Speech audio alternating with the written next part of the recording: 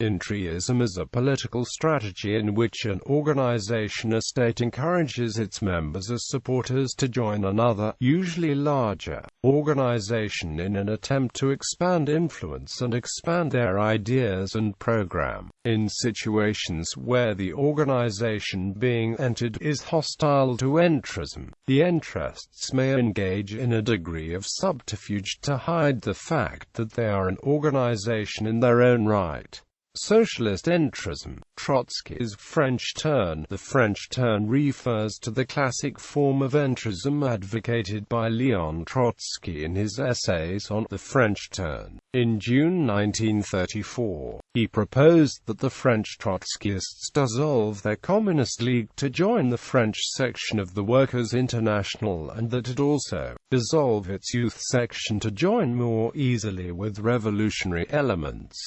The tactic was adopted in August 1934, despite some opposition. The turn successfully raised the group's membership to 300 activists. Proponents of the tactic advocated that the Trotskyists should enter the Social Democratic parties to connect with revolutionary socialist currents within them, and steer those currents toward Leninism. However, entry lasted only for a brief period. The leadership of the SFIO started to expel the Trotskyists. The Trotskyists of the Workers' Party of the United States also successfully used their entry into the Socialist Party of America to recruit their youth group and other members. Similar tactics were also used by Trotskyist organizations in other countries, including the Netherlands, Belgium, Switzerland and Poland. Entrism was used to connect with and recruit leftward moving political currents inside radical parties. Since the turn in France, Marxists have used the tactic even if they had different preconceptions of how long the period of entry would last. A split perspective is sometimes employed in which the smaller party intends to remain in the larger party for a short period of time with the intention of splitting the organization and leaving with more members than it began with. The entrist tactic can work successfully in its own terms over a long period. For example, it was attempted by the militant tendency in Britain whose members worked within the Labour Party from the 1950s on and managed to get a controlling influence in the Labour Party Young Socialists and Liverpool Council before being expelled in the 1980s. Many other Trotskyist groups have attempted similar feats, but few have gained the influence militant attained.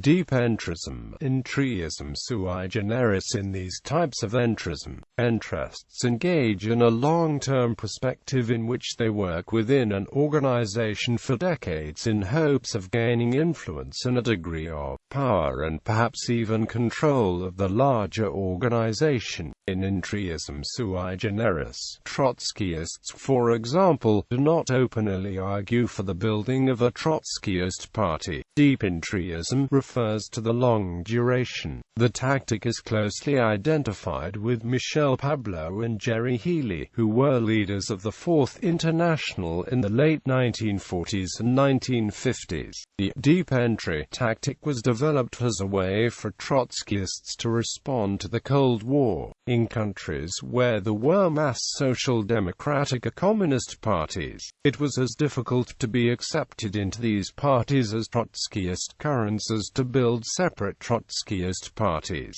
Therefore, Trotskyists were advised to join the mass party. In Europe, this was the approach used, for example, by the Club in the Labour Party, and by Fourth Internationalists inside the Communist parties. In France, Trotskyist organizations, most notably the Parti des Travailleurs and its predecessors, have successfully entered trade unions and mainstream left-wing parties.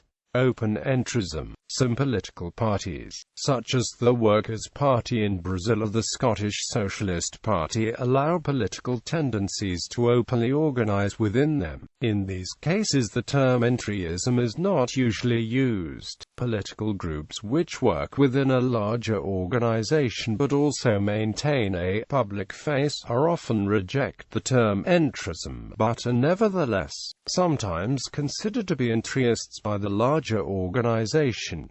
Examples by country: Australia. In Australia, the practice was widespread during the 1950s, where communists battled against right-wing groupers for control of Australian trade unions.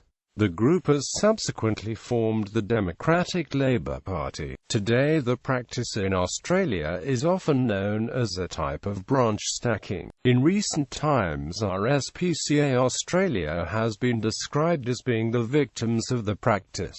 The National Farmers Federation and Animals Australia have each been accused of infiltrating branches of RSPCA Australia in an attempt to promote opposing policies concerning battery hens, intensive pig farming, and the live export of sheep. Canada. Although the term entryism was used little if at all, opponents accused David Orchard and his supporters of attempting to win the leadership of the former Progressive Conservative Party in the late 1990s and early 2000s with the intention of dramatically changing its policies. Orchard had made his name as a leading opponent of free trade, which was perhaps the singular signature policy of the Progressive Conservative government of Brian Mulroney in the late 1980s and early 1990s. While opponents pointed to this remarkable distance, Orchard and his supporters argued that they represented traditional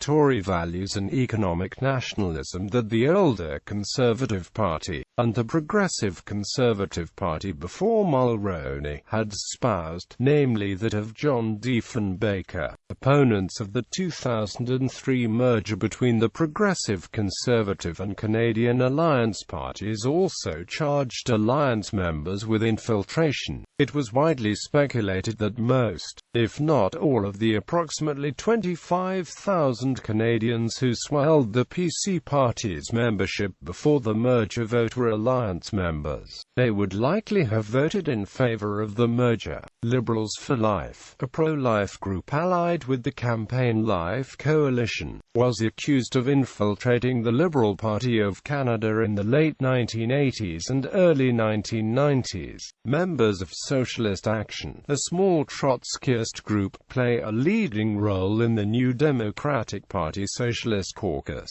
a small faction on the left wing of that Social Democratic Party, and advocate that the members join and engage with the NDP. This, however, does not fit with most definitions of entryism due to the continued existence apart and separate from the NDP in addition to their work there. Fightback, a rival Trotskyist organization, carries out a more classical form of entryism in the NDP, particularly in its youth wings, modeling itself after the British militant tendency which practiced entryism in the Labour Party and which at its peak was one of the most successful entryist organizations on record. After the fall of social credit in British Columbia, the British Columbia Liberal Party saw the shift of former social credit members into the BC Liberal Party. As a result, the new membership saw the party shift much more towards the right on fiscal policy. In this way, entryism led to a complete takeover of the original party by former social credit members. This, however, isn't formal entryism, as former social credit members did not operate their own organization within the Liberal Party. Netherlands. The Marxist-Leninist Party of the Netherlands was a fake pro-China communist party in the Netherlands set up by the Dutch Secret Service Boulevard to develop contacts with the Chinese government for espionage purposes. It existed from 1968 to the early 1990s. New Zealand. The country's four small communist parties, the Communist Party of New Zealand, Socialist Unity Party, Workers' Communist League, and the Socialist Action League, have tried to influence the Labour Party, the trade unions, and various popular issues like the anti-Springbok Tour protests, the Maori biculturalism, and the anti-nuclear movement. During the ANZ-US diplomatic crisis 1984–85, which resulted from NZ's nuclear ship ban, the pro-Moscow SUP tried to infiltrate anti-nuclear organizations as part of a strategy of steering New Zealand's foreign policy away from its traditional ally, the United States. New Zealand's Christian right also attempted to obtain electoral influence.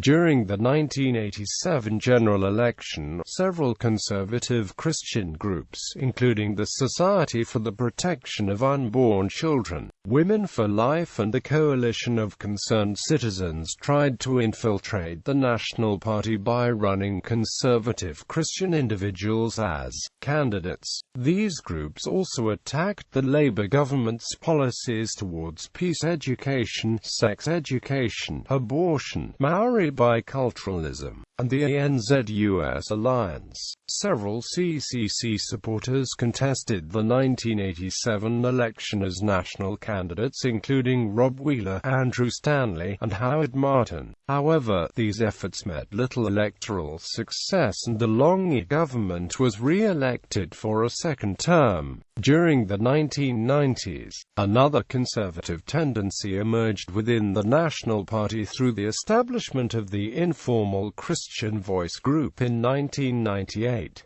However, it had faded by the mid-2000s when several minor Christian political parties, including former National MP Graham Lee's Christian Democrat Party, Peter Dunn's United Future, and Brian Tamaki's Destiny New Zealand, emerged to court the evangelical Christian vote. As a result of these attempts at taking over the party, National quietly centralized its candidate selection procedures. Despite these tensions with moral conservatives, National Party leader Don Brash still accepted covert assistance from the Exclusive Brethren during the 2005 general elections. This assistance included organizing a separate electoral canvassing and advertising campaign which attacked the incumbent Labour and Green coalition government. This strategy backfired and contributed to Prime Minister Helen Clark's second re-election, due to the controversy arising from the Exclusive Brethren's canvassing on behalf of National. Brash's successor Prime Minister John Key explicitly rejected any assistance from the Exclusive Brethren during the 2008 election.